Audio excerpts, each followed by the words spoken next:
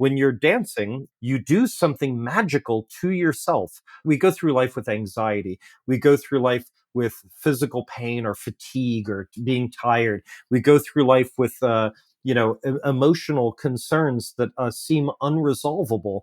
And yet somehow when we're dancing, those three attributes of ourself, and there are more than three, but those three rather critical and key attributes of what it means to be a human being, suddenly I feel like they're all somehow parallel with one another. And like if you do it enough and you do it long enough and around other people, like some of those anxieties and some of the emotional turmoil and even some of the physical pain that you're experiencing disappears. It literally disappears. And you're like, how the fuck did that just happen?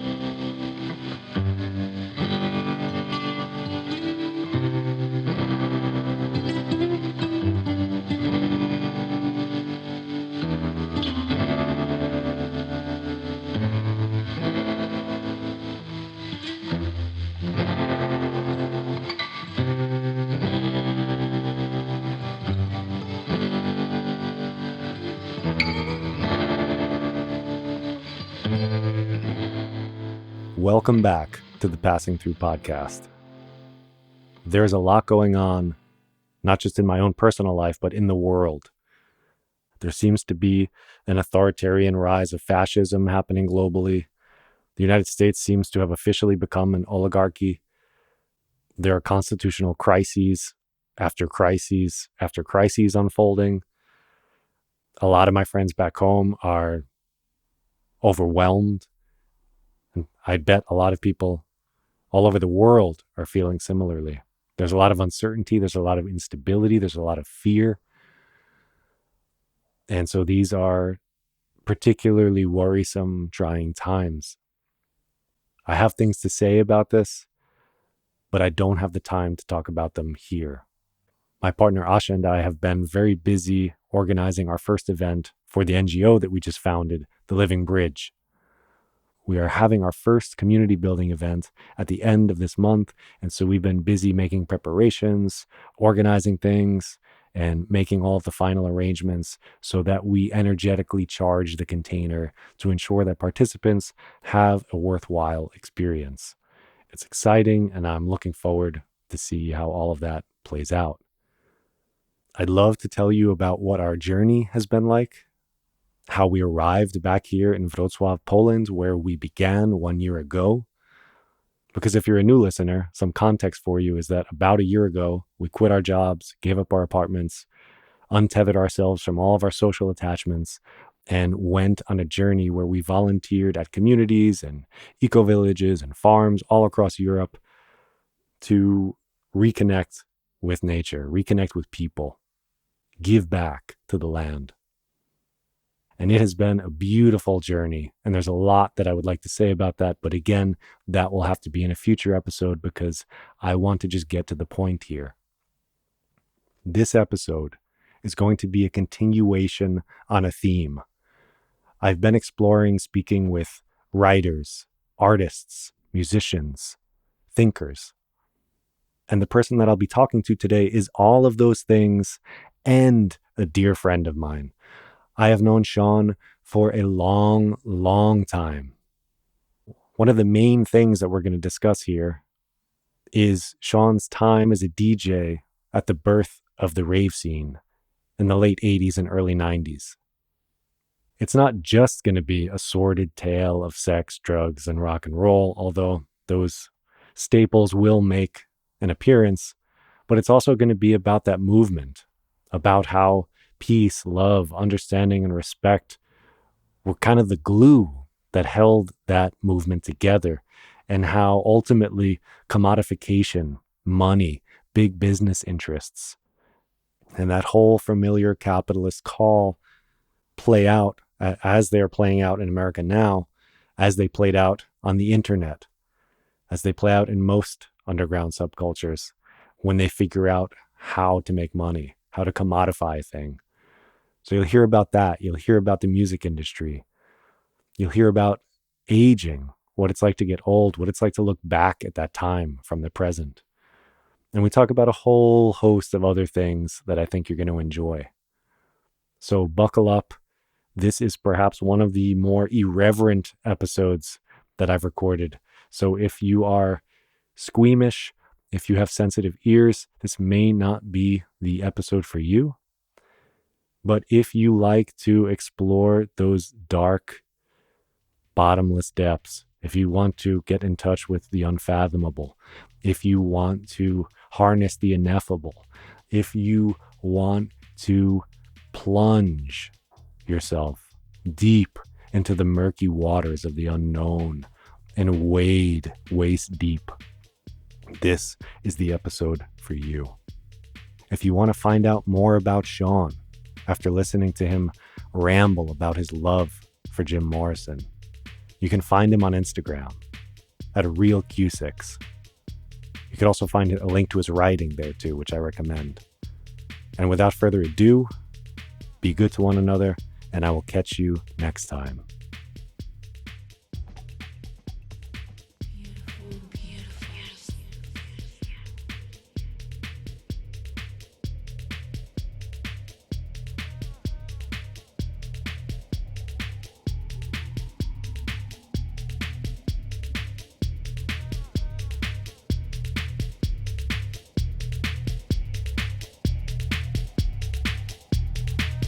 So, Sean, welcome to the Passing Through podcast. It is an honor to finally sit down with an old friend and chat about things that we hold dear, like music, particularly music from the late 80s and early 90s during the rave scene, which is a scene that you were on the inside. So I'm curious to hear your story about that kind of stuff, because we never really did a deep dive into all of that. And it was a moment in music history where peace, love, unity, and respect were the mantra of the music culture, which is, you know, something that's pretty unusual and special, I think. So I'm really curious to hear what your story about that time was.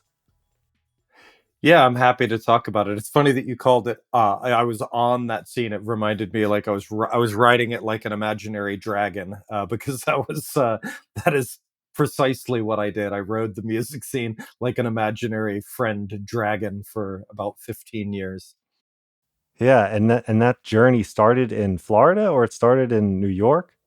It started in Florida, yeah, in the late '80s. I was a young man. I had finished high school and I was going to community college. I started going out to nightclubs, and I started realizing that listen to like a lot of like goth and like alternative dance and stuff like that. And then I started realizing that some of the tracks that were clearly more mechanically produced, there was overlap. Like you didn't have to wait for one song to end. You'd hear another song coming in. And I realized that the only way that was likely that they could accomplish that was they had turntables that could hold pitch very, very well. And the music itself was made by machines, because human drummers couldn't do that. And you could feel the difference, with especially with industrial music. You could hear even the name of the music, industrial, sort of lets you know that it was created as part of an industrial process, not like just getting together and jamming with your friends, one guy on drums, one guy on bass. There was something clearly happening throughout the '80s, particularly the late '80s. It built more and more. People, were starting to demand more and more hearing music that was, I want to use words like artificially created, artificially produced, and that's not really accurate. But in one sense, it is like using a drum machine. You might program the drum machine, but the actual production of the timing and all of that is artificial. Mm-hmm. And the human ear can hear that pretty easily. It's pretty easy to discern when a drum machine is being used as opposed to a live drummer. Mm-hmm. And so you were in these clubs, there was industrial sound, but what about that had pulled you into the scene? Well, ecstasy. The first time I did ecstasy, suddenly that music opened up, and all of these minor things that were happening in it that I didn't quite hear at the time suddenly became very clear to me. And it was as if curtains had just been drawn back, and I could walk into the music. You could feel it around you. This is a little bit more like house music. I started going to a club. It had several different names. It was a theme club, but it happened at a place called the Beecham Theater in Orlando, Florida. This was 1989, summer of 1989. And house music was a lot more friendly. Industrial music had a bit of an aggressive edge to it, and there were things about it that were there were sounds in there that were meant to sound like industrial sounds. Where house music had a lot more of an open vibe, and like the vocals that you heard in it. Suddenly, I grew up in Florida in the '70s, which was, as you can imagine, not the most enlightened place in time. And a lot of the rock and roll that you heard on the radio was primarily male singers. These were male groups singing male music. Even a lot of the punk rock that I got into in the early '80s when I was young, it was very male oriented music. And suddenly I was hearing all the beautiful female voices all around me.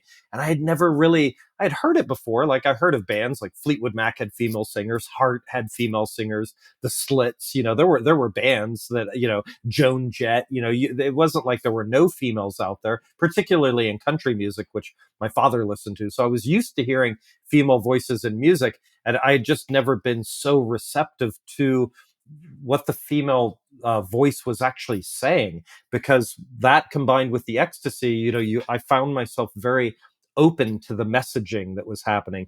And the messaging, as you pointed out, was one of sort of embracing one another, embracing like the sort of when that music exploded in all over the world, basically at the same time. It was formed. We don't have to go too far into the history of it, but house music was formed in Chicago, techno was formed in Detroit, kind of in a partnership also with some German artists like Kraftwerk. Some of the Mm-hmm. techno artists heard Kraftwerk and they were really inspired by that. So there were these messages that I had never heard and experiences I had never had. I was surrounded by people, in Florida, blacks, white, Latino, gay, straight. Uh, you know, I had I had been around all of those people throughout my whole life, but I never realized kind of the power of sort of overcoming yourself in that Mm. moment. And that's what that music sort of really engendered in all of us at that time. That added with the ecstasy, you can never leave out ecstasy in that equation, and LSD and all the other drugs that people were doing then. But they were drugs that sort of caused this sunrise in your soul. You suddenly realized that you grew up in, like I said, Florida in the 1970s. And I mean, let's just be honest, I heard my friends' parents drop N-bomb jokes all the time. Like I grew up in that environment and I knew it was wrong. My parents had raised me to, that wasn't the right way to be, but like that was what I saw. That's the environment I grew up in. So I finally hit this point where I realized I want to dedicate my life to this thing, this meaningful thing that I found that transcends all of that as best as I think an individual can. I realized that everybody deserves to be here. Everybody has a right to be here. And other people's joy is something that I can participate in the same way that they can participate in mine. And to be a young man who grew up in Florida, a young sensitive man that grew up in Florida, to finally find a place where I felt like I was at home was, I told all of my friends that this music was going to change the world. And they laughed at me. They're like, you're getting high in a nightclub in the middle of the night and you're convinced that this music is going to change the world. And I said, yes, very much so. It is. And then within a few short years, it was truly a global music scene. And I benefited from that because I was already DJing, I was already producing electronic music. And we were inviting some DJs over to America for the first time. Like John Digweed had played in Chicago, but Sasha had never played in America. We invited him to play the Beecham Theater. And I became friends with some of these artists that I had a tremendous amount of respect for. And as they rose, like anything else, I kind of rose with them. I was sort of like this guy that was willing to play like weirdo left field music, and they were playing this really super popular form of music called progressive house.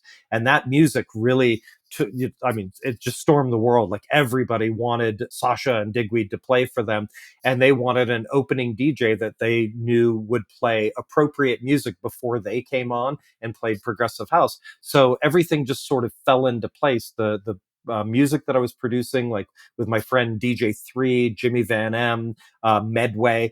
A lot of the music I was creating also sort of fed into this persona that I had created, and it worked really well for me. I became known as this sort of weirdo left field guy that like played psychedelic house and techno, and it wasn't really trance, although arguably all electronic music has a trance like element to it because it repeats programmatically, as we mentioned. Hmm. So yeah, I benefited a lot from that. I continued living in Florida for 10 years. I didn't leave for New York until about 1999.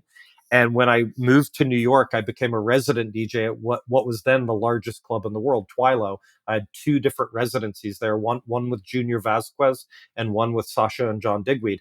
That exposure suddenly made me an international DJ. And this was really before the internet was a thing. So if you look me up, it's hard to even find evidence that that's true. But there were two things happening. The internet was not as prevalent as it is now.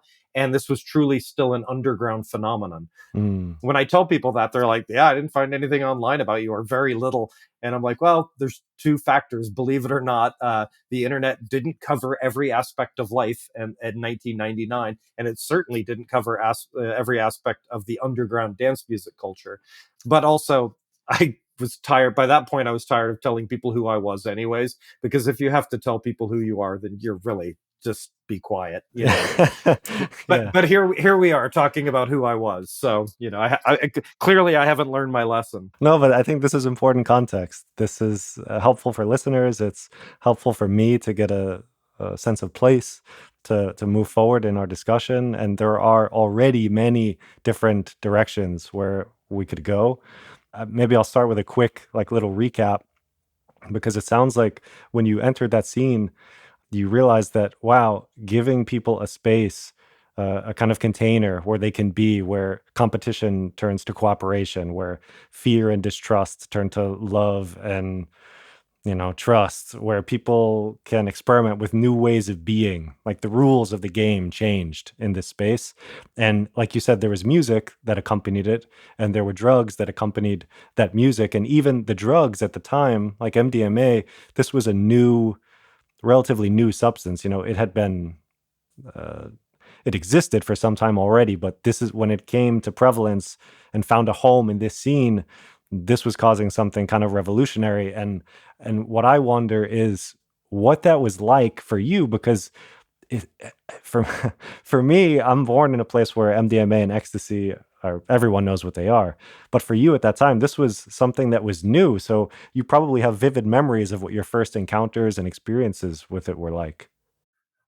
Yeah, I really do, and I still cherish those memories. My first exposure to ecstasy. Now, in the late '80s, early '90s, I heard a lot of people talk about the heyday of ecstasy before it was illegal and how cheap it was and how prevalent. None of that was true where I lived. I saw ecstasy for sale in a record shop. It was like a record shop slash head shop, and it was $40 a pill. And I was a kid. I was like a 16-year-old kid. I wasn't about to spend $40 on something like, and it was just sitting in a little tin.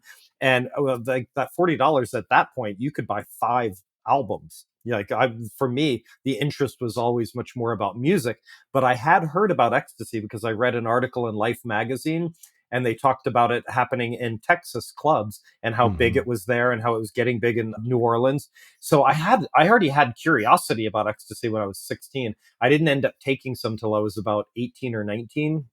Again, I was in an underground club. I remember the first song I ever heard when the drug started to take hold. I still have that record down in my basement now. So these memories are things that I've really come to cherish. And most anybody that had that experience feels similarly. They cherish the people they were with, the music they were listening to, where they were. For a lot of people, it's Burning Man. I know you and I share the Burning Man experience. And for a lot of people, they go out there and they either experience something like that for the first time, or they're old, crusty, jaded ravers like me, and they go out there after having only gone to nightclubs where people are doing cocaine, not ecstasy, which is a very different experience. It's not, it's supposed to be euphoric, but by the time you get it, it's not really euphoric. It's something very different. Hmm.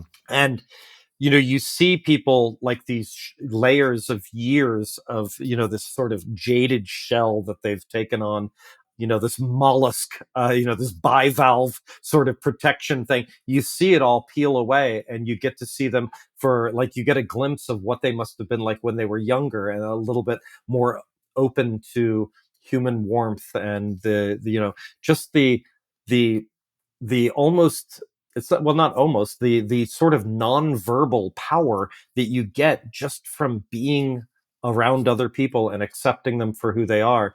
And it's not as if everything was perfect at the Beecham Theater. There were a lot of surfers that came over, and I hate to isolate the surfers because a lot of them were super cool. They weren't problems. But I remember, like, there were times where you'd overhear, you're standing there at the Beecham, and somebody would say something like, these faggots are taking over our club, and you'd be like, whoa, whoa, Mm. like, and you just, but this was back in a time where somebody's identity didn't matter as much as you were either cool or you weren't cool. That was your identity. And if you Mm. weren't cool, the cool people didn't want to hang out with you. They didn't want you coming to the after party. They didn't want you coming to the nightclub and ruining what they had that they knew was great. And so that it just sort of naturally phased out. People either learned to shut up about that if they had those feelings, or they learned to realize, maybe I'm the baddie here. Maybe I'm in the wrong, Mm. because the cool people, like, we all clung together, and we weren't about to let anybody, like, talk that way to our crew. That was our crew. And so that was a powerful experience for me. It's where I felt like I really formed my family. I actually, I have a family.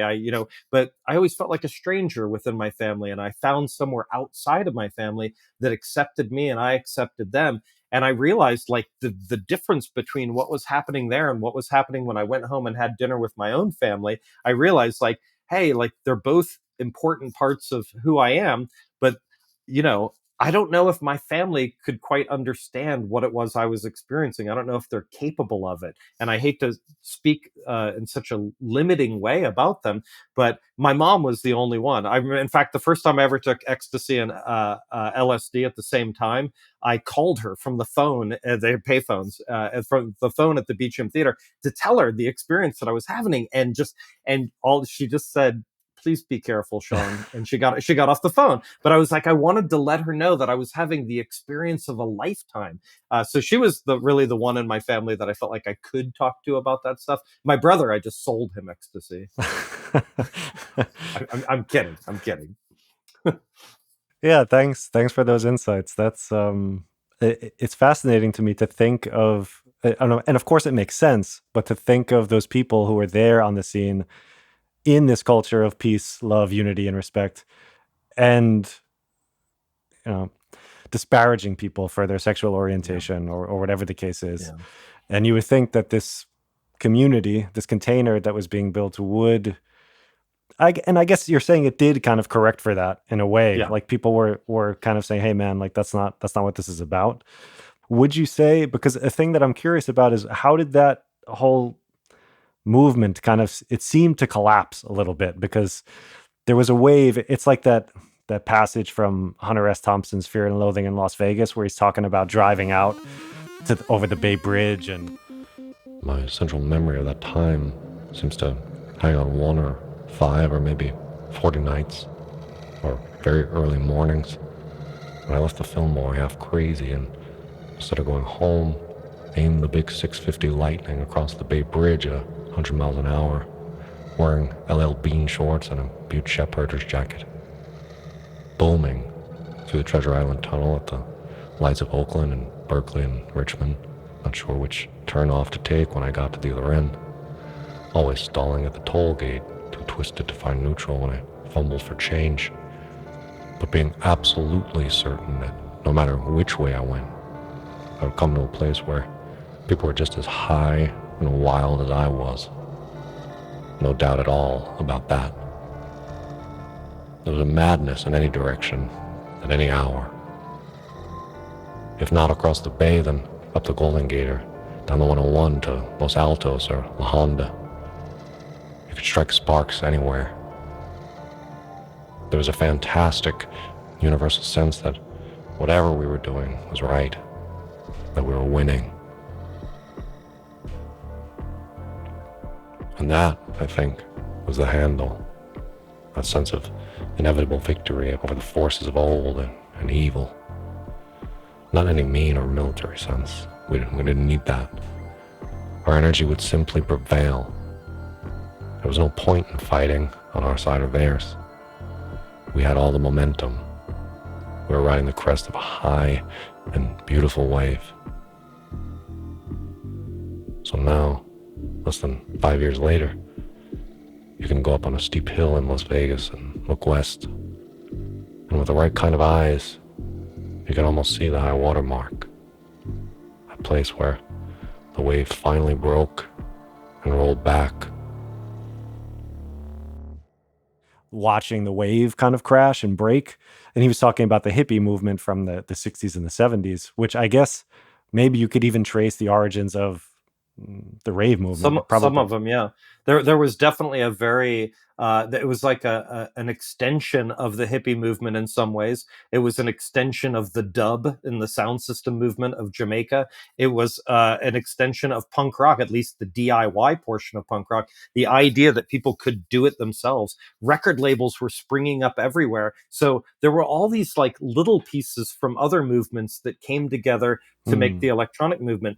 And yes, it did have like a wave for me personally where it broke and then it became something more about these branded club nights with big investors and like, Pasha and like, and I became a part of that. I started playing these clubs, Gatecrasher Festival, Twilo, people were handing me t-shirts all the time and I would gladly put them on without really thinking about it at the time, realizing later, like, oh, I was kind of participating in the branding of club culture. And for me, that represented a small death from the way that I initially fell in love with the scene.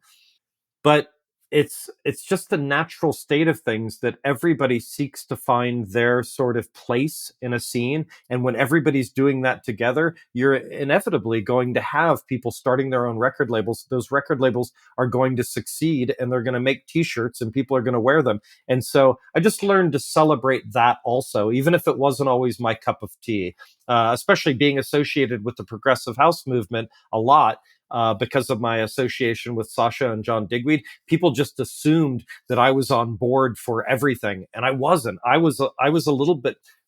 I hate to toot my own horn here, but I was a little bit more punk rock than others. I didn't quite want to be branded in that way, and I saw that as something that wasn't quite as good. When I talked about like hearing female vocals be at the forefront of music, it wasn't just that I heard their vocals, it was that I heard their anguish. I heard their celebration. I heard their triumphs. I heard their disappointments. I heard some of the most heartbreaking music I've ever heard in my life. And it just changed me. And I didn't want anything affecting that. Like that, my main thing was as long as there's still a healthy underground with people making inexplicable music in unexpected ways, I was perfectly happy. And luckily, as the scene grew, everything grew with it. So the stuff I was into became more easily attainable as well, and that benefited me and it made me very happy. I also realized in the early 2000s, I don't know how much further I can take this. I realized I wanted to marry my partner. Actually, she was my ex-girlfriend at that time. She'd broken up with me. When I realized I wanted to marry Rachel, who's now my wife, she's my second wife. I married her once. We got divorced, and I married her again. So she's officially my second and first wife. Well, we won't go too far into the history there, but it's a mess. It's a mess. But we're happy after 25 years. So here we are.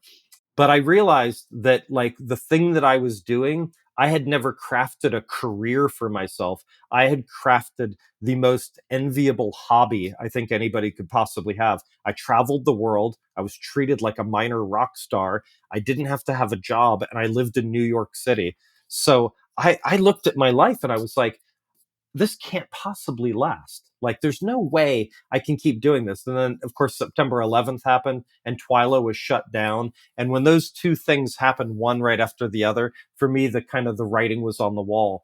And then the final thing that did it was I took my own money I flew to Manchester, where Rachel was living, and my some people I worked with in the studio. Their names they went by the name of Evolution, but they're John Sutton and Barry Jameson. I went to the studio, and we were going to work on some music, and we had this remix we were going to do. And the owner of the label just kept calling and pressuring us to finish this mix. And we're like, okay, let's do it. Let's just do this mix. And we did one of the best remixes I think I've ever done. We sent it off. The next day it was announced that record label was closing. We gave them the thing that they were pressuring us to work on. They knew that by the way, it's Hooge Tunes is the name of this label. Anybody listening? Hooge Tunes, Red Jerry. He's a completely duplicitous asshole. And he did all of this knowing everything he knows about the music industry. He pressured us into finishing a mix that he could turn into to get pressed to make money, and that he was never going to pay us, that the label was closing.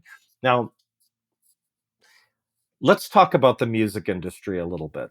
Because I would, yeah. I just there's an observation I wanted to make there, where it sounds like there was this paradoxical thing that happened where the part of the success of this scene and that rising cresting wave was its commodification.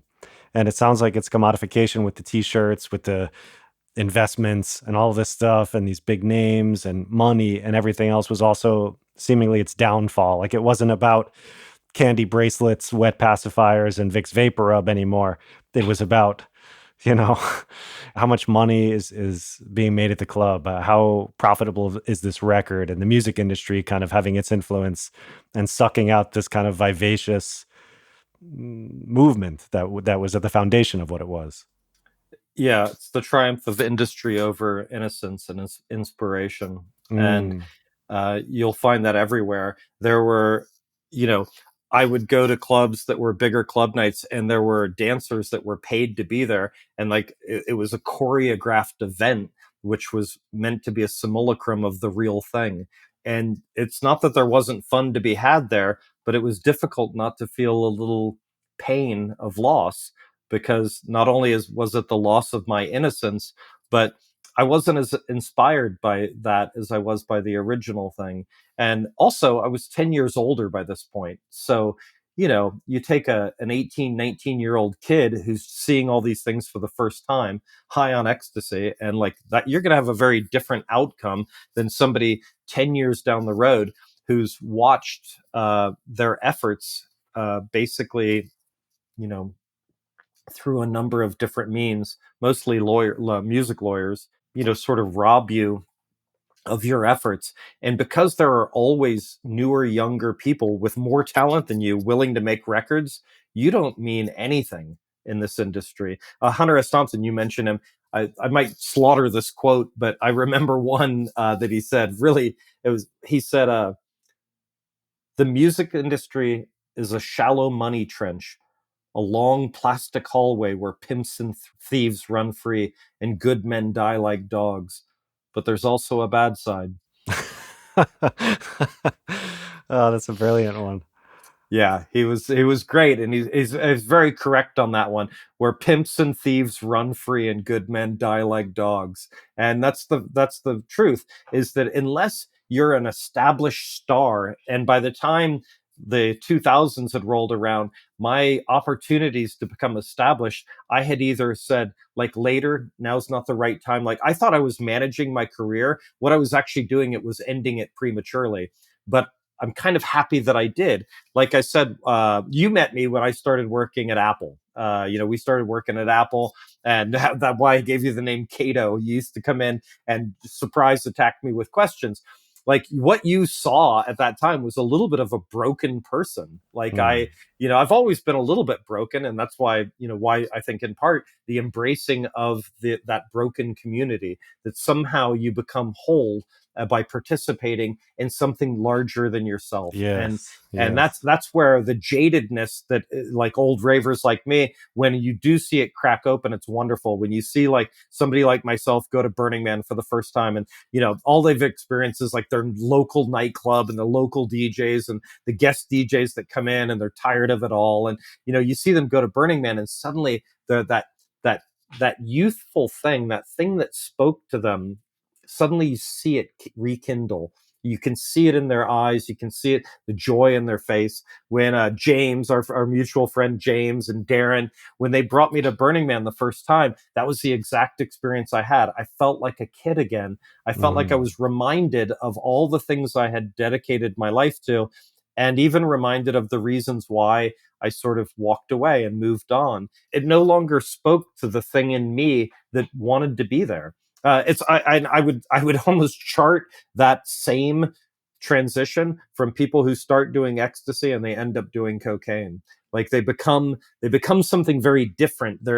Ecstasy is a warm, euphoric drug that increases your level of empathy for other people, and cocaine is a sniveling, selfish, fucking, people hoard it, people privatize it, they get into smaller and smaller branded cliques, and that becomes the whole experience.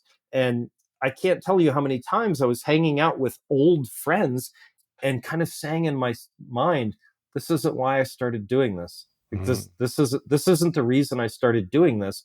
And you can only say that to yourself so many times before you say, maybe I should do something different. If this isn't the reason I started doing this, then maybe I should search for meaning elsewhere. And that's why I wanted to marry Rachel, even though we were broken up. I realized, like, if I got a job, the chances of her and I getting married were increased by me having a job.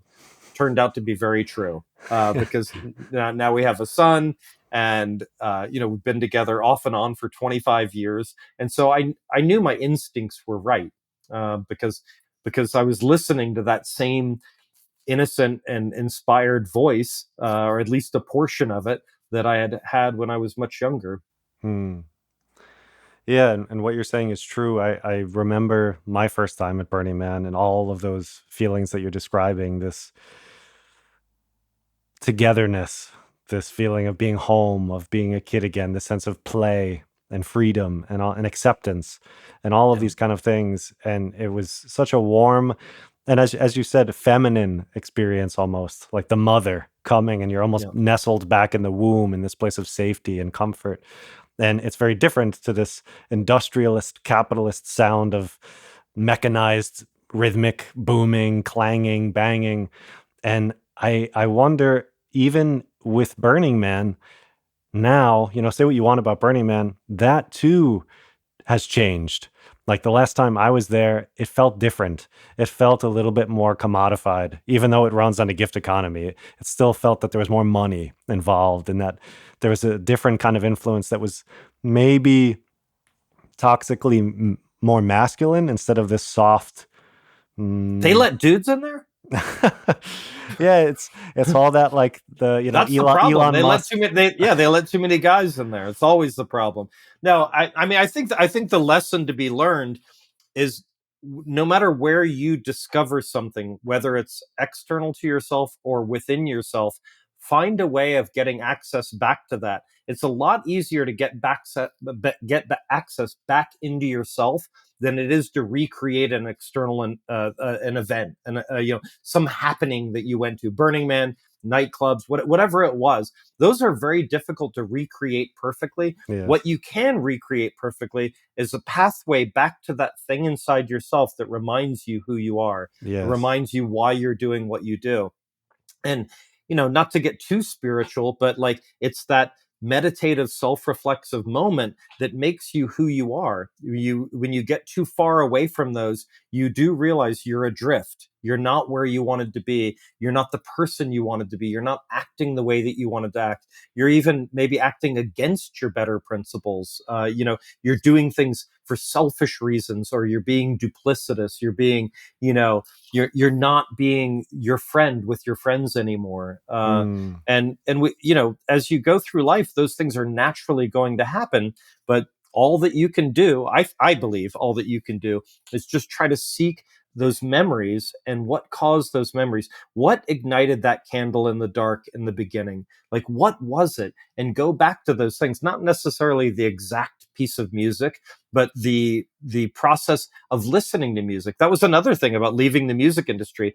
It took me years to learn to appreciate music passively again, because when you're a DJ, everything about music is active enjoyment. You're trying to figure out what it means to you, how you can fit it, how you can talk about it that makes you sound cooler or more well versed in talking about music. As a DJ, you have to somewhat be an authority because the people expect you to be an authority.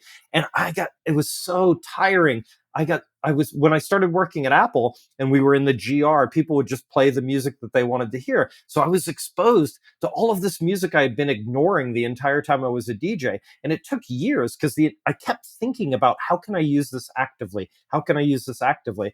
And finally I realized I just like putting on music and I'd listen to whole albums around my house passively. I just read and believe it or not, I had sort of stopped doing that, especially to music that had any human voice in it at all. I couldn't read. I couldn't hear a human voice while I was reading. So I was listening to only ambient albums or only albums that maybe had like, a kick drum or some rhythmic components in it, but no vocals. And I realized after a year or two of doing that, suddenly I was enjoying music passively again. I was just receiving music, listening to it, enjoying it. And I was again reminded of why I even started listening to music when I talked about being a kid when I was very young. The first money I ever made was from mowing yards in my neighborhood. I'm embarrassed of what album it was, but I bought Aerosmith Toys in the Attic. I'm very old, but I bought the album Aerosmith Toys in the Attic. And I remember riding my bike home with that album and putting it on the family, the family record player and listening to it, and knowing that songs like, I won't go into the details. There's a lot of, it's Aerosmith. So, there's a lot of sexual, and when I talk about all I heard was male music, I'm telling you, it's true. Like, Aerosmith is, let's face it. Come on. They're the most pubescent band that ever lived. Like somehow he's like 50, 60 years old and he's still writing songs about getting blowjobs. Like, like did you have any other experiences in life, Steve Tyler? I don't, but I listen to that album now and it's a, love-hate relationship. I loved it because I experienced it when I was young, but I hate it because I'm like, really? It couldn't have been, Donna Summer. Like that was the same time. My mom was into disco, so I used to go to the same store and bring her home the 7-inch mixes of like Donna Summer, Last Dance, and all that. So I remember both. Who was your inspiration for music? Would you say it was your mom? She had more of a connection to that than your dad did, or? Unquestionably, and I'm embarrassed of this one a little bit as well, it was Jim Morrison. Jim Morrison was the first person that I kind of connected with. I liked this girl, Christy Carr. I had a crush on her, and we were in like, I don't know, 7th or 8th grade together. I don't even remember. It was middle school for sure. And she was just obsessed with Jim Morrison. And I didn't know anything about him. So I took the money that I had from mowing yards and I bought 3 Doors albums. And that's more than anybody needs. But I listened to the first one. I was lying in my room listening to it. And I played it all the way through. I'd moved a record player into my room by this point. And the song The End played just as the sun was setting in my room and it got dark. There was still light in my room when the song started and it got dark by the end. And when I listen to the song The End now, I have to admit, it makes me laugh a little. It's so maudlinly serious with itself that it's hard to appreciate. But at the time, that was the first time I ever really felt like the poetry and the power of music. I couldn't believe. I just laid there listening to the of the record, and I was scared. I was elated. I was like, this was pre-masturbation. I was like, it was I wasn't quite at that age yet, but whatever it was I was experiencing, all of that like was, going to inform those feelings more. And I somehow knew that. I somehow was touching something so larger than myself and so so important and so final and so dramatic. And I just knew I want to participate in that. So I read the No One Here Gets Out Alive biography about Jim Morrison. And then I started reading all the writers that he read. And then that led to other things. So there's nobody that I could credit more than Jim Morrison. Now, like I say, slightly embarrassed but we all find our sort of different pathway into things.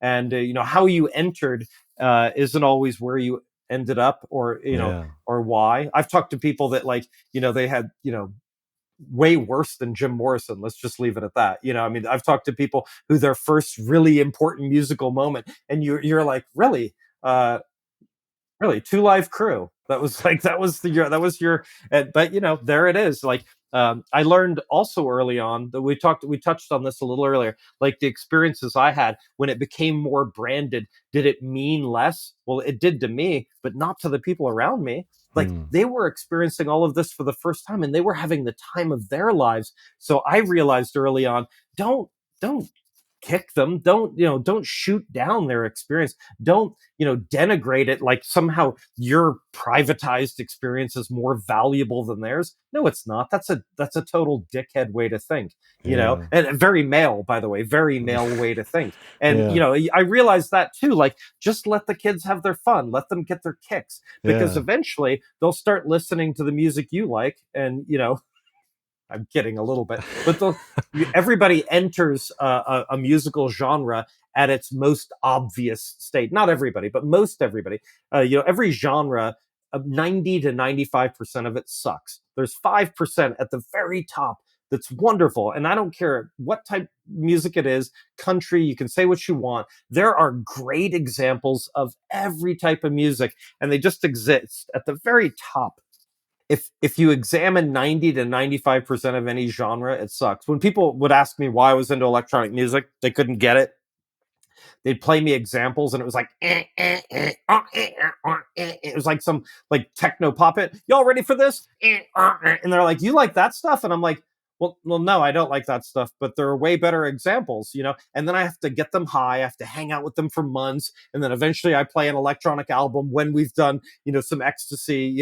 And then all of a sudden they're like, whoa, why didn't you ever tell me about this? And I'm like, well, you were trying to, y'all ready for this thing? Yeah, yeah. you know, you're raising an interesting point here, and it's the ritual aspect of music. It's the ceremonial aspect of it, where you kind of energetically charge the container where you've befriended the person, you're talking, you're building a relationship, and then you have a medicinal substance, Well, you that's know. the romance part.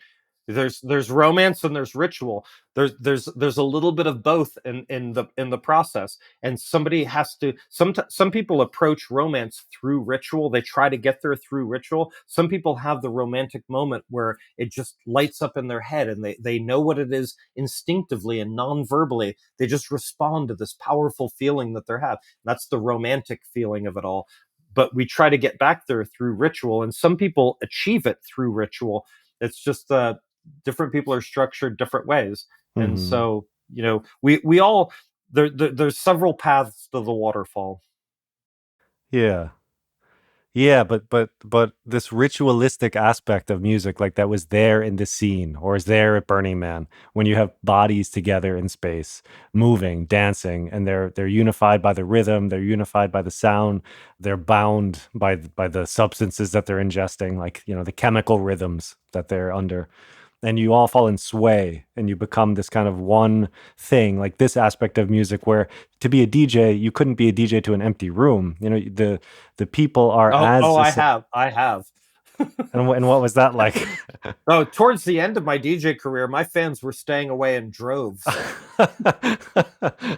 because I just kept playing weirder and weirder music, thinking something was wrong with them. I knew nothing was wrong with me. But Mm, that's when you're a performance artist, you've got to check yourself every now and then. And I just stopped checking myself. I started playing. But to go back, I agree. It like Burning Man, you're facing the trials of the universe, literally. I mean, you're enjoying each other's company, and you're all receptive to this, like, seemingly universal rhythm. Music does something which it, like, you look out into the universe and you see the Milky Way, and you realize that those same sorts of frequencies that make the light that is coming into your eyes are just a different version of the frequencies that are producing the energy of the music that's coming out of the speakers. When you mm. make those connections and you're surrounded by people, it's very difficult to be filled with hate and bigotry in that moment, because here you are, like, not on trial, but like you're facing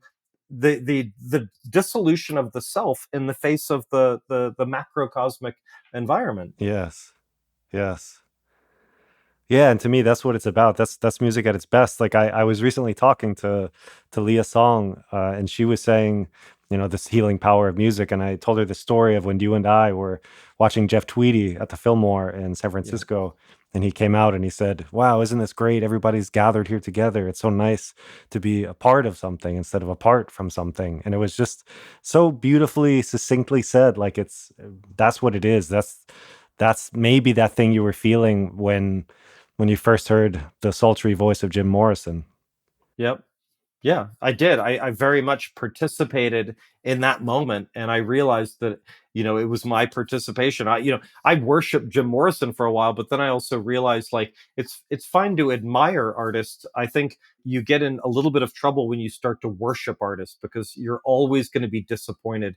If you just admire artists, then Mm, you're always somewhat safe. You're indemnified against total disappointment.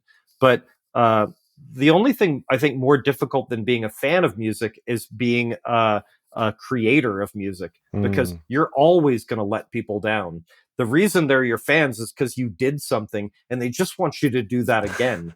And yes. it's a trap. When you talk about ritual, there's the ritual. Like I love this artist. Why can't they repeat what they did for me then? And Mm, the expectation from a fan's perspective is you repeat yourself. The expectation of any artist is that you will just try to express yourself and you're changing self. yes. And when an artist tries to repeat themselves, it becomes rather obvious. It's funny because I'm rereading Ernest Hemingway's To Have and Have Not right now, just because I didn't like it when I was younger, and I thought, oh, maybe I missed something. I'm reading it now, and I'm like, no, it's terrible. It's terrible. It's like one of his worst books. It's so bad. And I read lots of other things. I don't want to make it seem like I just read Ernest Hemingway Uh for the purpose of your podcast here. I read a lot of different things. I read a lot of female writers, and To Have and Have Not was terrible. and what are you reading right now? Anything besides To Have and Have Not? Yeah. Oh my God, this is going to get worse now that I mentioned Ernest Hemingway. I'm reading the biography of Napoleon. It's like an 800-page biography of Napoleon by Andrew Roberts, I want to say. Andrew, I forget. He's an English historian. And it's fascinating because I never really knew anything about Napoleon other than like what we all have learned, that he was basically a general who like had so much military success. He made himself emperor and then he caused everybody around him a lot of problems. But there were a lot of things I really didn't know about him, but I sort of like I knew there was more to the story than like the surface level that I had. And Yeah. so I started reading, and I'm all about 400 pages into an 800-page biography, which you can imagine right about now things are starting to crack because he just became emperor, and now Austerlitz happened right after that, a massive military victory, and so he's trying to be two different people, but he really was a product of the Enlightenment because a lot of the things that he instituted are still in place, and they were products of reason and they were there to like sort of defeat the monarchy even though he's becoming an emperor right now Mm, only like I don't know the timelines. I'm terrible with dates. And I don't and this is the first book that I've read that even hints at military history in like 30 years. I want to make that real clear. I'm not reading this because it's military history. I'm reading it because he's an important cultural figure and I didn't know that much about him. I'm also reading a book on the history of dub. I can tell you the title of that one right now. It was a gift from a friend of mine. It's called Dub by Michael Veal. I'm about mm, halfway through that. I have a fascination with dub as a form of music because what happened in Jamaica basically fed into hip hop, house, everything. The idea that you could participate with music, that it wasn't a static event, that you could take these things and they would become alive in the mm, hands of a producer or a remixer. That basically invented hip hop, which in large part invented house. And it just informed everything that came after it. And it was the product of a social, cultural, and political environment in Jamaica in the late 1960s and through the 70s and even into the early 80s that those those that confluence of factors doesn't exist anymore. But what it did change sort of the way people think about music and who is the artist. It raises that postmodern question of the mm. authenticity of authorship. And Yeah. so I'm fascinated with that stuff. Obviously, it's been a lifelong fascination because all I ever wanted to do was participate in music, yet I couldn't play the guitar very well. I wanted to participate, and I was like, I suck at the guitar. What else you got? Yeah, I love that idea of not just the lineage of tracing the lineage of dub through all of these different genres and musical moments in history, but that music itself is alive. It's something that you can feel when you're feeling it, as though you are possessed. Anyone who is a fan of music has felt the possession when listening to good music. It's a And universal language. yes, yes, you don't need to know what they're saying. You can feel it if you're open to it. And this Yeah, idea, any music from anywhere in the world, you don't have to understand what's being said. It has a power that's unlike anything else. yes, It transcends so many things. yeah, it can put you in a kind of thrall where you're you're Hmm. just there, and but yeah, not only from a point of consumption, that feels like the wrong word. Not only from the Reception, yeah, receiving it, yeah, experiencing it, yeah, but yeah. actually creating. Like you're saying, the music isn't dead when it's recorded; it's still subject to change. Dancing to it, you're interacting with the music. You become part of the music through dancing. It's one of the few things that I think humans do where their sort of mental self, their physical self, and their emotional self suddenly find themselves on the same plane. When you're Mm, dancing, you do something magical to yourself because the various things that make you a person and the various things that we go through life with anxiety, we go through life with physical pain or fatigue or being tired. We go through life with, emotional concerns that seem unresolvable. And yet somehow when we're dancing, those three attributes of ourself, and there are more than three, but those three rather critical and key attributes of what it means to be a human being, suddenly I feel like they're all somehow parallel with one another. And like if you do it enough and you do it long enough and around other people, like some of those anxieties and some of the emotional turmoil and even some of the physical pain that you're experiencing disappears. It mm. literally disappears. And you're like, how the fuck did that just happen? Like nothing. I've never read a book and thought, oh wow, my back doesn't hurt anymore. I've never gone to a museum and thought, yeah, I wish that Rachel and I wouldn't have broken up. Like, I mean, I thought that, but it wasn't the museum that made me think that. Like, so it is strange that dancing somehow seems to bring into, not to get too spiritual, like an alignment of self that is unlike for me anything else. I've meditated, I've done yoga, I've exercised, I've masturbated, I've done everything. Not everything. Okay, not everything. I want to do the DMT thing where you look into the laser and see the code. That's my most recent thing now. I want to do DMT. Have you read about No, this? no, I was going to There's ask you kind of what a you mean. yeah. There's like kind of this thing that people have experienced all over. Look it up. DMT laser code. And but it must be that this is an assumption, but we'll trot out my assumption for a bit, is that DMT interacts with a the linguistic part of your mind and the visual part of your mind. We already know it does the visual part, but it must interact also with the visual part of your mind. Something about the frequency of laser light, when you look into it, people see code and they Hmm. they can look in and they can see up, and it has like a three-dimensional attribute. They see code existing in laser where there's no physical evidence that anything like code. It must be the light entering the eye interacts with the human mind in a way that's triggering that. And just like DMT excites certain portions of the mind, and there are external things that must trigger that. And I feel like music is the obvious one. Music very clearly affects a large majority of people across the face of the earth. We don't know why it does what it does. We don't know why a minor key sounds sad to us. We don't know why something in a minor key sounds sad. There's not a scientific reason for this. We just Everybody across the entire face of the earth acknowledges things. I know there's different forms of music, intonation and things like that geographically, but we know that if you move certain notes in a certain way, it just sounds sad, it sounds plaintive and lonely. And we know if you move that note a little bit further out, it sounds happy. No idea why that is. It's literally just a slightly different frequency, but it suggests loneliness or sadness or happiness and togetherness. And those are universal attributes of music, or I believe they are. I hope nobody challenges me on that. I think that they're somewhat universal. They've certainly been universal for me and my friends and the people around me. And I have traveled the world, and so I've seen this come to life. That there are certain forms of music that can make you address your own sense of loneliness, and then there are certain forms of music that can make you feel more communal, and you see it happening live in human beings, and there's no denying it. Something's happening there that is magical and inexplicable. And here I am 50 years later talking about it, trying to understand it, trying to participate in it, still trying to remind myself that, like I just said, dancing, everybody loves to see an older person hearing music and dancing to it, because you realize, like, oh, it's still reaching them. What is it?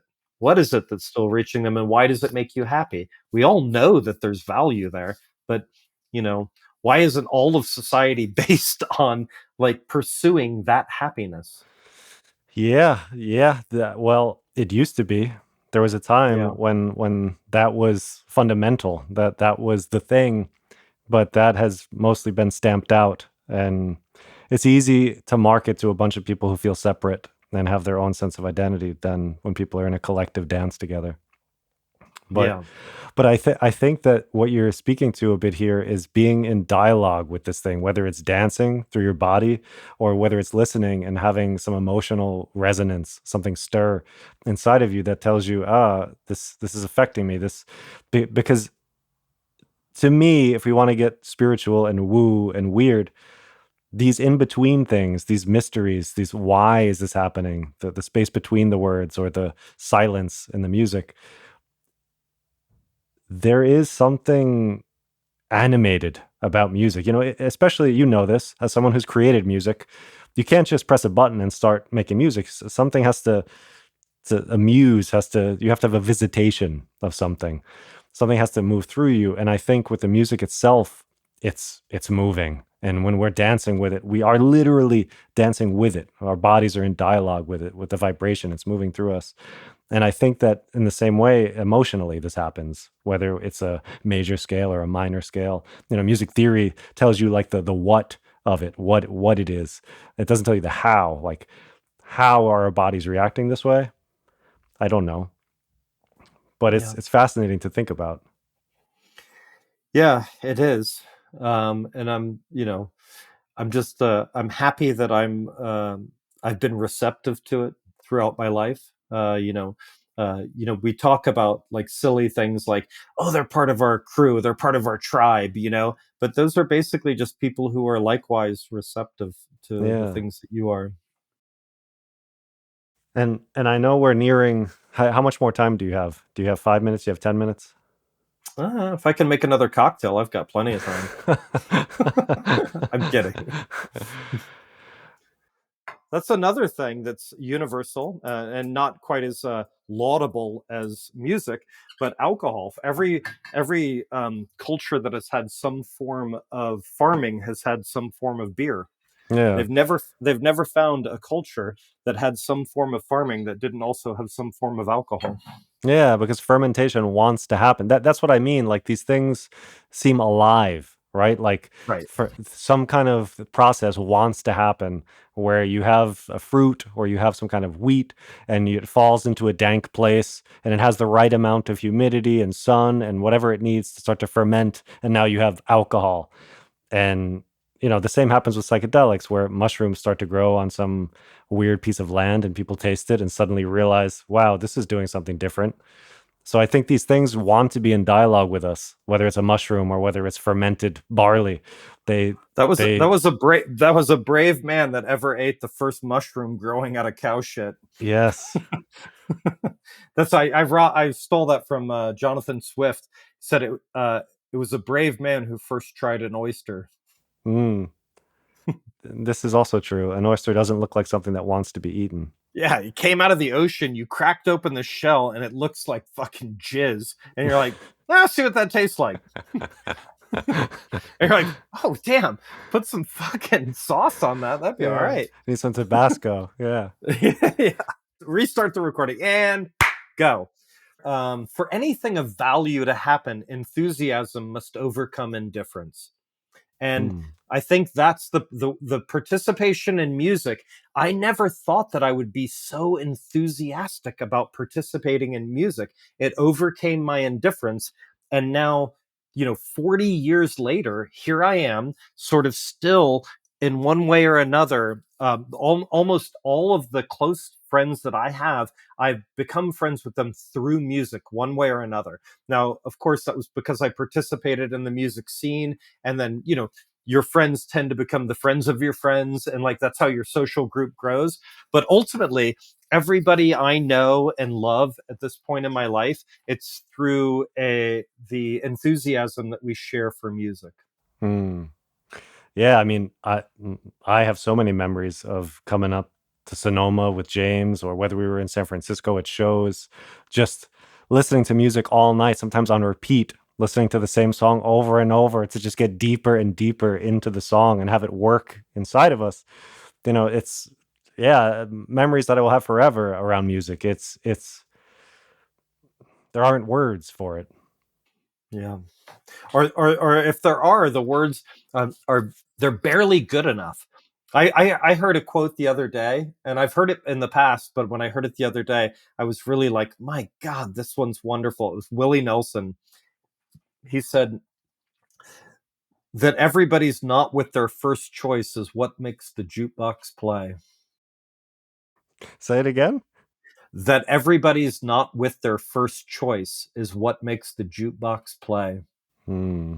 Everybody had a young love that they thought was, that they thought for sure that was the one, that was the person, and it didn't work out. It rarely works out for any of us, but that sense of anguish, that sense of longing, that sense of disassociation, that sense of distance from that idealized version of who you want to love, that is what makes the jukebox play. Yeah, that's beautiful. Yeah, it's wonderful. It's such a wonderful axiomatic way of looking at the anguish of lost love and the longing and the hopefulness of of love. We all know that ultimately love's basic component is longing. Like it Yes. doesn't matter how secure you are in your relationship with somebody, get away from them for a few months and you'll long for them, you'll miss them, and that longing is the same longing that you felt that first time that love didn't work out for you, that first time you had even a crush, even a childish crush.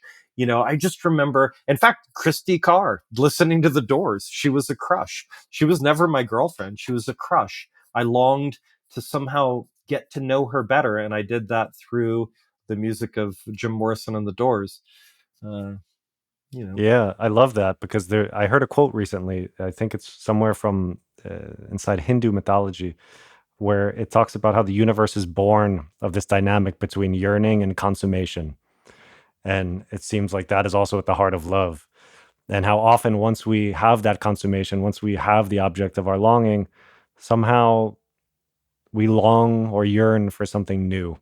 And that's the we kind of we sadness. yearn to yearn. Mm, Because yearning speaks to us. It speaks to us in very clear terms. Satiation speaks to us, also. But let's face it, satiation, especially when it comes to the love between like two people, when you satiate that love, there's a natural climax and ending of that experience. Where longing never has a reasonable or logical ending. So there's certain people that just love to long, and I'm one of them. I just love to long for others. I love to, and maybe that's all I'm doing with music. Maybe it's just a lifelong, infatuation, love affair, childish obsession. I don't know. But I look around me at people who don't have music in their lives, and the differences are really obvious right away.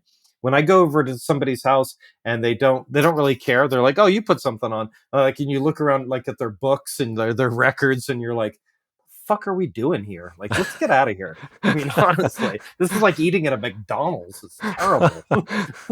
There's nothing worth choosing here. No wonder they don't long for anything. They've never experienced it. I'm kind of kidding. I'm being a little bit mean, but you know, not everybody responds to certain emotions the same way. So you don't expect everybody to respond to music the same way, because I do think it's like an external corollary for our internal world.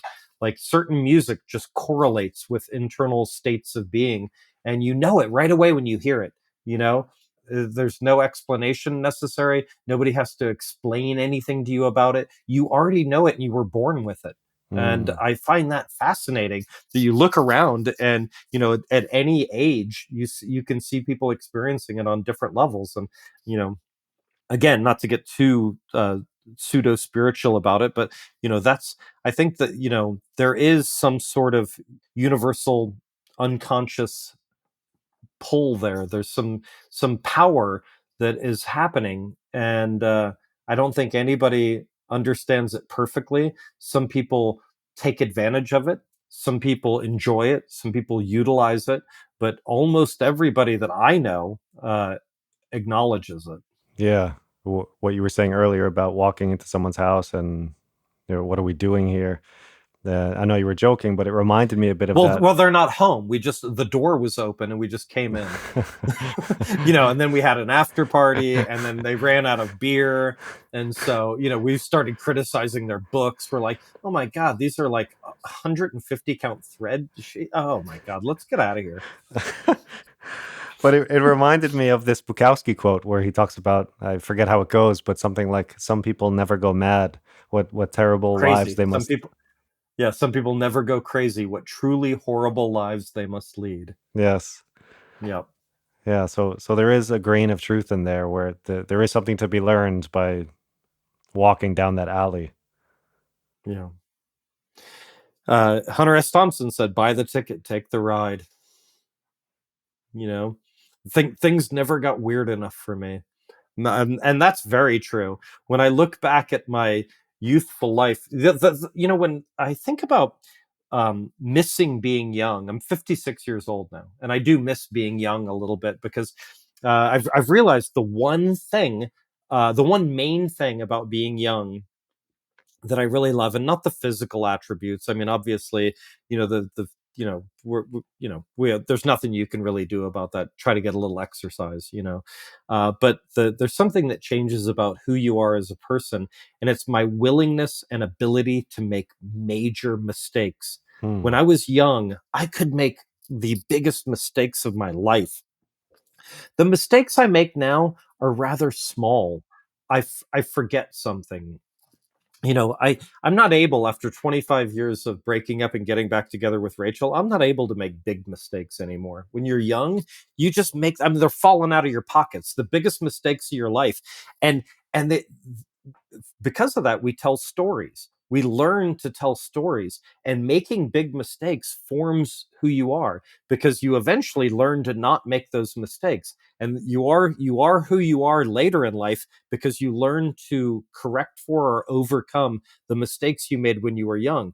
But nobody ever thinks about, like, why, like, you know, they just talk about being getting older as if it's like a one-dimensional process that simply happens. And for me, I would love to be able to go back and just make major life mistakes one more time, just one more time. I even think about them now, and it's like swimming with sharks, or not worse than swimming with sharks. It's like I just realized, in fact, I was going to tell Rachel about this.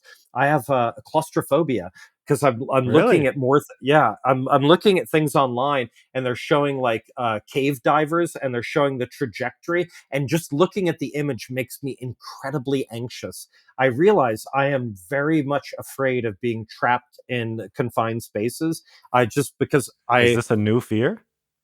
Or have you always had No, this? I've always had it, but I think I've just learned to be more honest with myself about it as I've gotten older.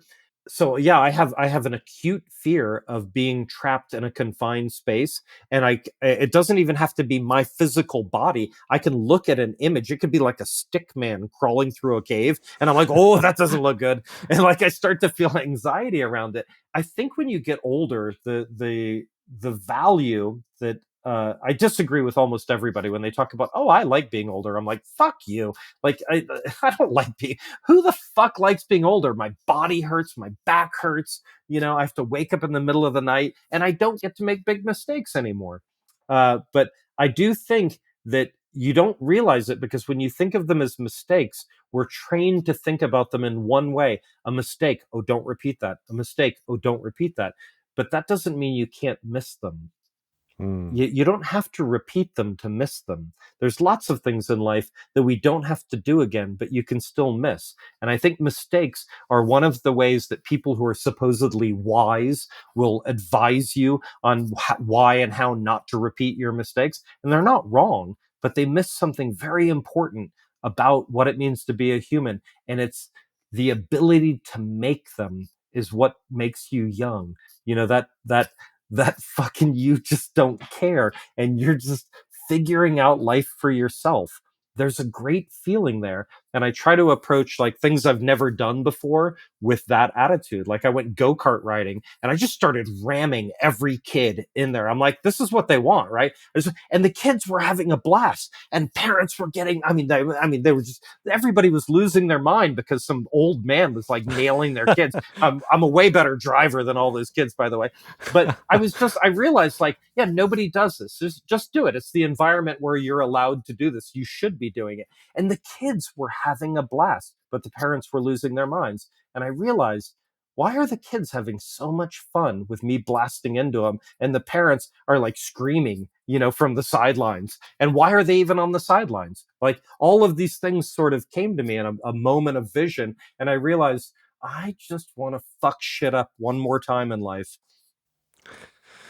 Well, yeah, I mean, the deepest learnings happen from mistakes. That's where the Yeah. wisdom comes from. So, so Yeah, but yeah. well, I want to go pre-wisdom, pre-wisdom. Like, I want to go back to pre-wisdom. Uh, so every day I try to practice. Make a new mistake today. Make a new mistake. That's actually I good. heard, That's good advice, in my opinion. yeah, Brian Cox, the astrophysicist from the University of Manchester. He's all over. Like, look him up, Brian Cox. He's super famous. Really, really great guy. Very fascinating. Like, somebody asked him, what are his three favorite things? I wish I had the thing so I could post it to you, so you could post it with the podcast. And one of them was being proven wrong. I think it might have even been his first thing. That Mm. being proven wrong. And it's like we get so wrapped up in thinking that a certain and we're told this, like it's handed down through generations. Like, oh, don't do that. Oh, don't repeat your mistakes. Don't you? Are you sure? Because like every time you repeat a mistake, it is slightly different. Like, I mean, yeah, we don't want to keep falling into the same rut, especially if it's causing others unhappiness. But don't repeat your mistakes. I think that's one of the dumbest, worst piece of advice I've ever heard. Repeat them a couple times. Everybody says, I'll try anything once. I'll try anything two or three times, I think. Like give me the poison a couple times. Give it to me in a different mood. Give it to me in the morning. Give it to me before I go to sleep. Give it to me with friends. All right, it's poison. I get it now. It's poison. Yeah. Yeah, I love that. I think that's beautiful advice. It reminds me of I haven't spoken to you much about it, but Asha and I are in this process right now where we are facilitators in training for this community building method, which is basically just an emergent process where you don't know what's going to happen. And the idea is that you don't give so much guidance. You don't try to parent the group. You're just there to hold the group and let them make mistakes, let them learn. And sometimes they keep making the mistake.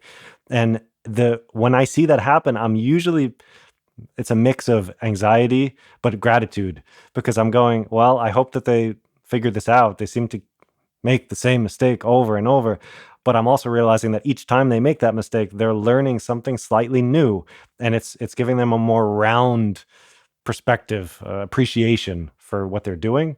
So what you're talking about now is that. So yeah, this is great. Intelligence can become a very playful enemy.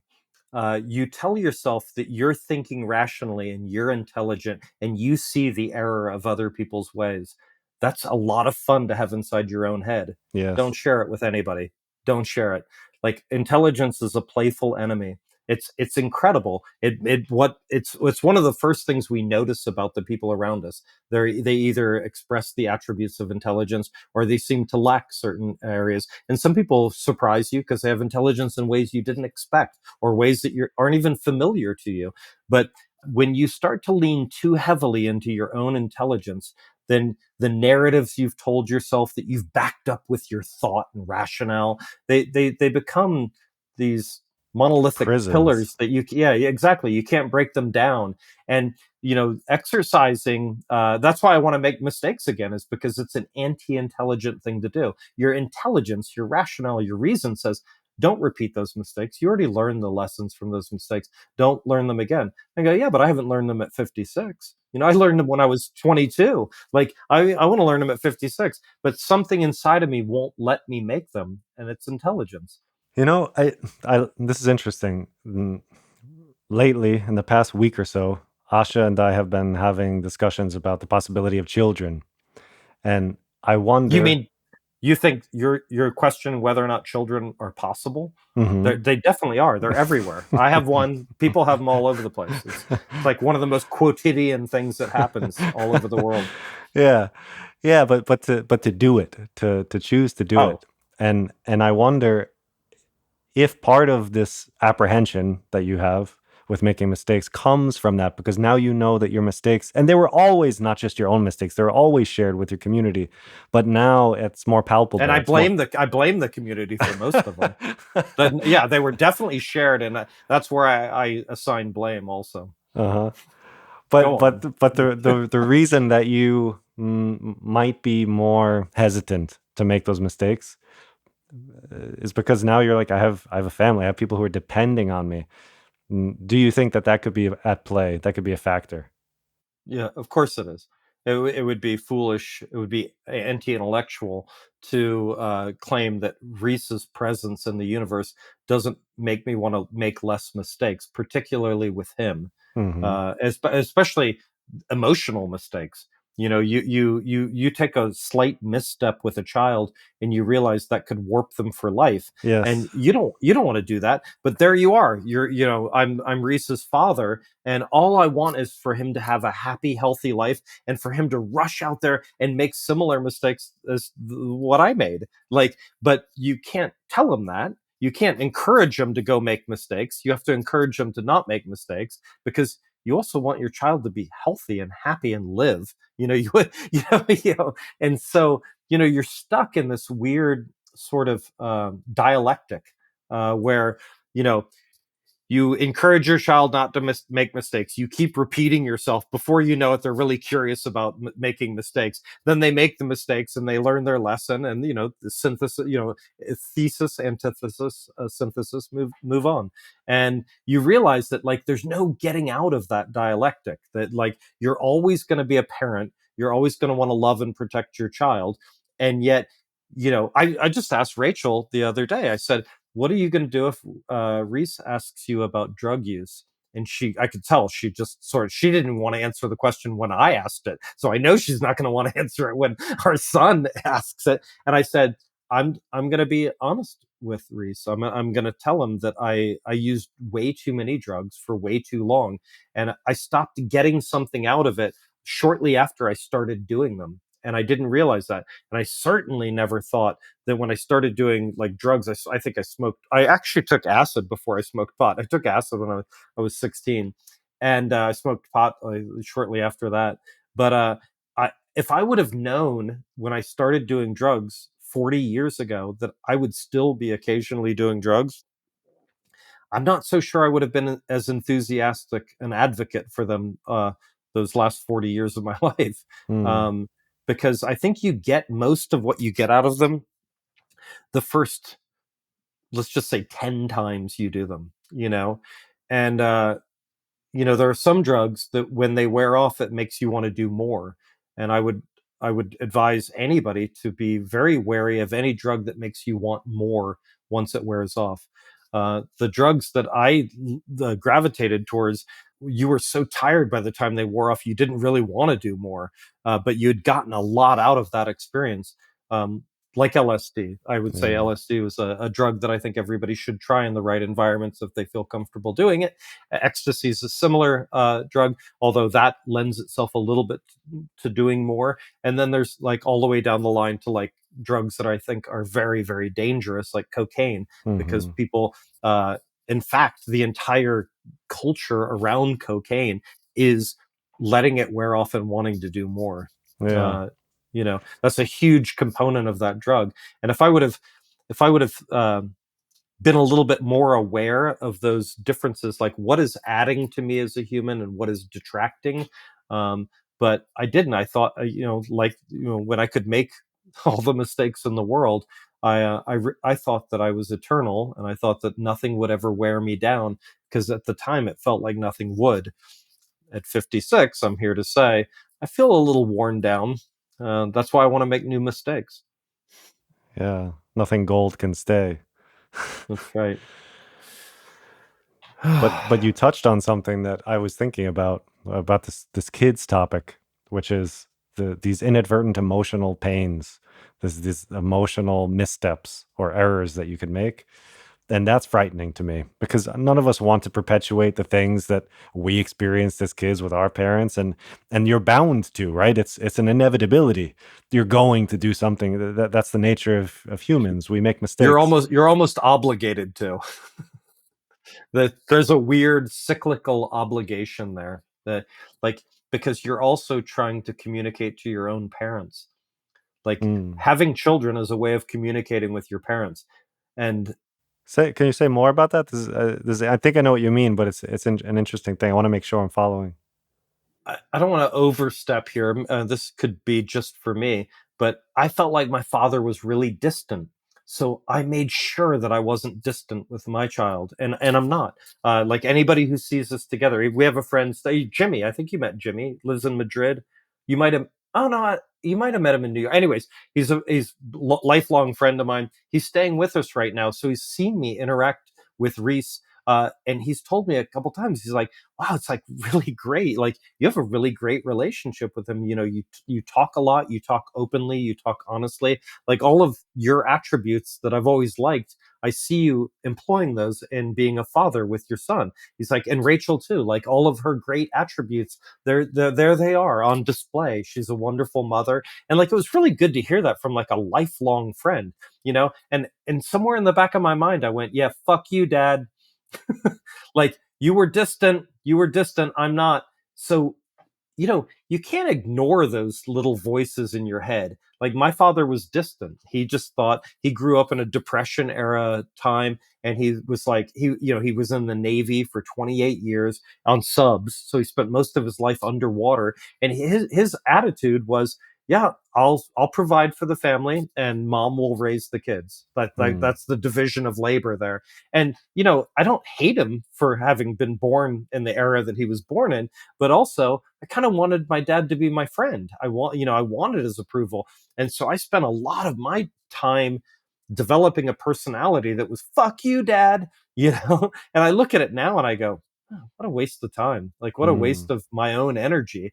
But I've also gone overboard to try to make sure that like I have a very affectionate and loving relationship with my own son, because I didn't have that with my father. I'm probably missing things that my father did provide for me, that, because, everything gets skewed. As soon as you focus on something, it's to the loss of other attributes. And so, I don't know. I try to share the whole human experience with everybody around me. And Reese has seen that. We brought Reese to Burning Man, as you know. Like he was, I think, he's 13 now, so he must have been 11 or 10, And I don't remember. We brought him to Burning Man. We stayed at Kidsville. We gave him, we gave him a little bit of insight into the Burning Man experience because I didn't want him just wondering what it was all about. I wanted him to see that this is something that I did. And it was also Rachel's first time at Burning Man as well. And they both loved it. They both really, they saw it and they were like, okay, like, we see now what Dad loves in this experience. I mean, maybe not, obviously the full gamut of what it is I love about that experience, but they got to see like, hey, people can come together in a hostile environment and care for one another and also present themselves as just the humans that they want to be. It's like, this almost like people get dressed up for Halloween. You get to present yourself however you want to present yourself. And everybody's celebrating this idea of getting together in a non-traditional way. And I wanted my son to see that. I wanted to see that people can do that and can do it successfully.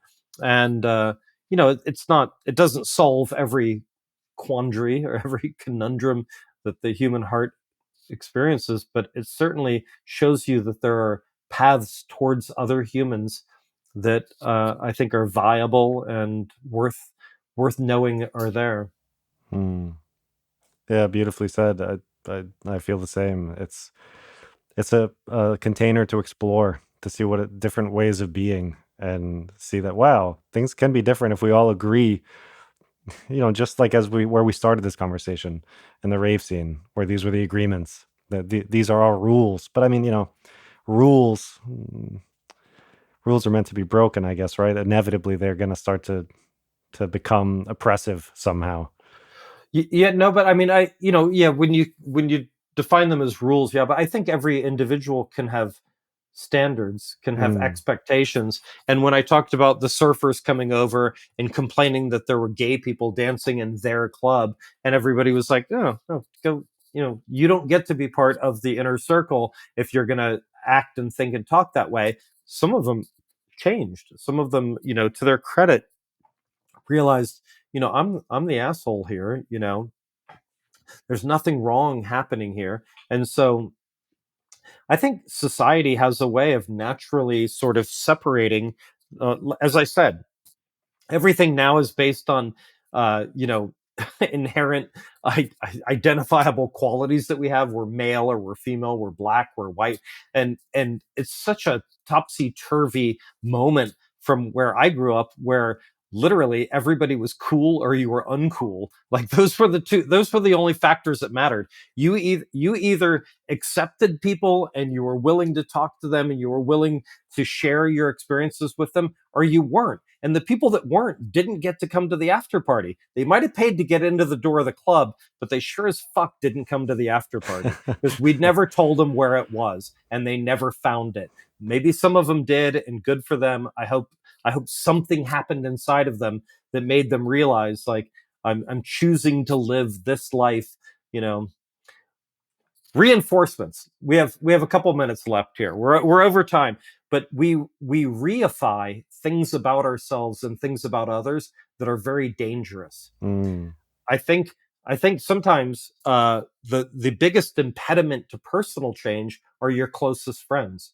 Your closest friends don't really want to see you change. I could just cite your experience.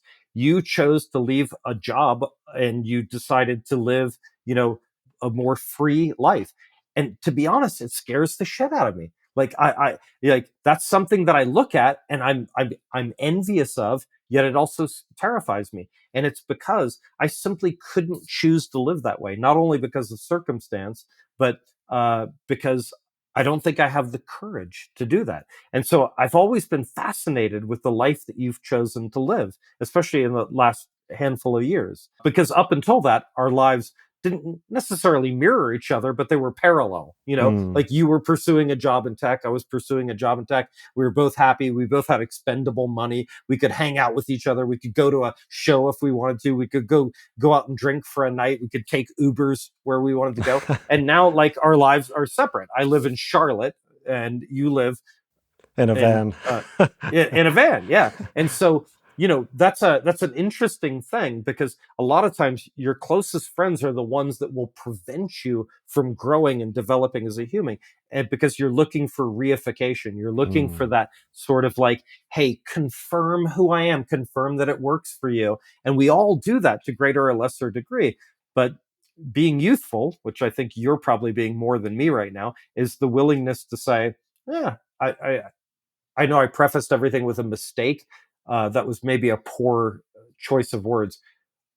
Choosing to experience things that are different in a different way, those sometimes end in mistake, but they don't always start there. So if we go back to like my idea of like wanting to be young so I could make bigger mistakes again, I wish I could make bigger choices again. I'd like to correct my Mm. previous word usage there. I'd like to make bigger choices again. You have more autonomy when you're young, and there's something, it feels like freedom.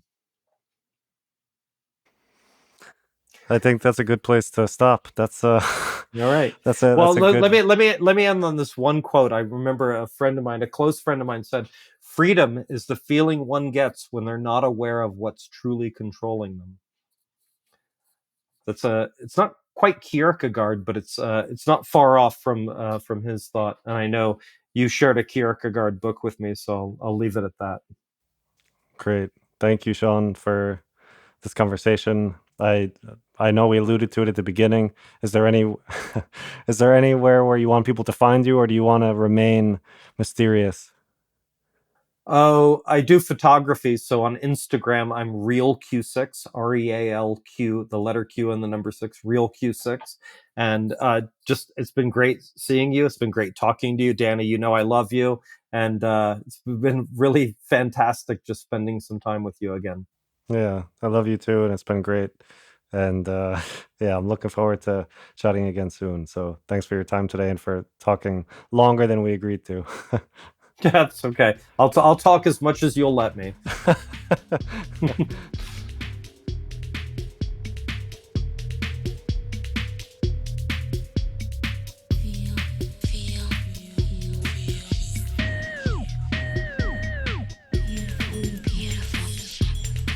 We were riding the crest of a high and beautiful wave.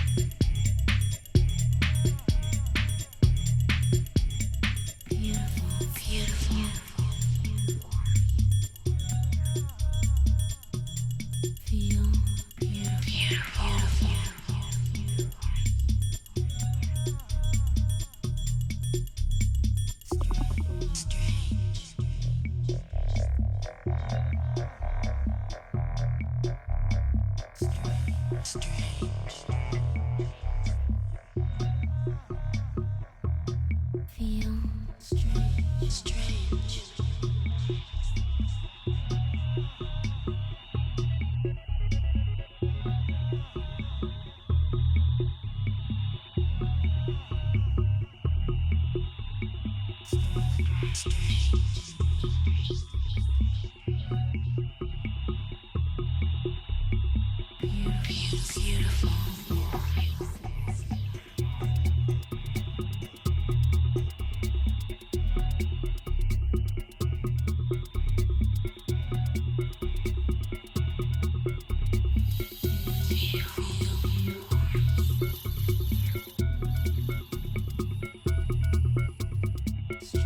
Mystery.